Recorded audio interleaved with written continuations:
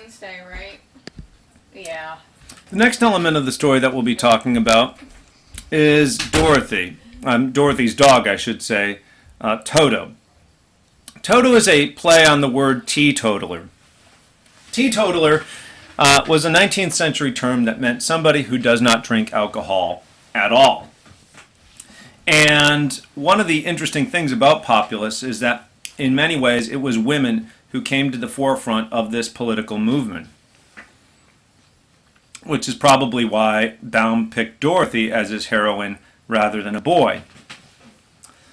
Populists are conservative, as we mentioned, when it came to social issues. And many conservative Protestant Americans were totally against the drinking of alcohol under any circumstances. They associated alcohol with a wide variety of social ills.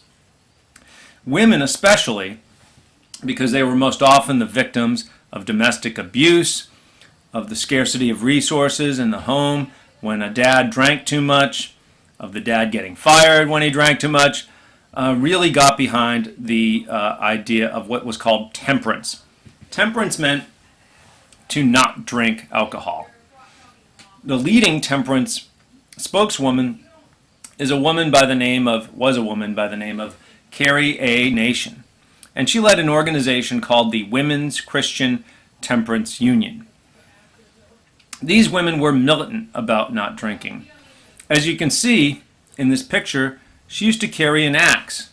After a fiery speech that she would give against alcohol, which she called, quote, demon rum, she would go into saloons with her little hatchet and break up kegs of beer, smash bottles, and she was a petite little woman, stood just about 4'6", something very small, and she would just try to totally disrupt these bars, and the owners of the bars just stood helplessly by because they couldn't really do anything. No one would want to attack an old lady that was telling them things that many people already believed, which is that alcohol was bad and that it was immoral. Another prominent woman who was involved in the populist movement was Mary Lease. Mary Lease was probably the most recognizable populist woman in the movement.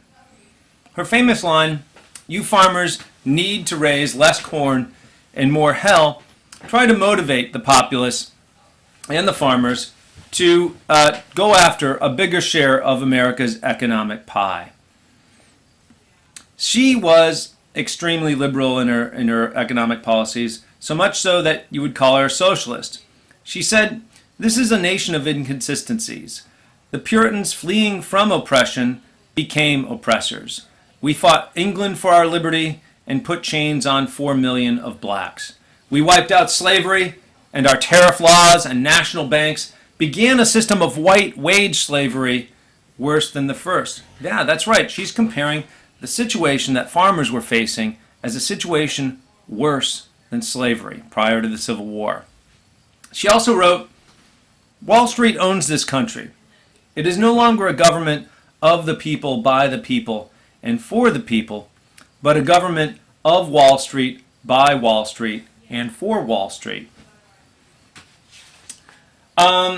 So Mary Lease is the big spokesperson for the populist women, but the irony of Mary is that she was not even able to cast a vote in the presidential election at this time.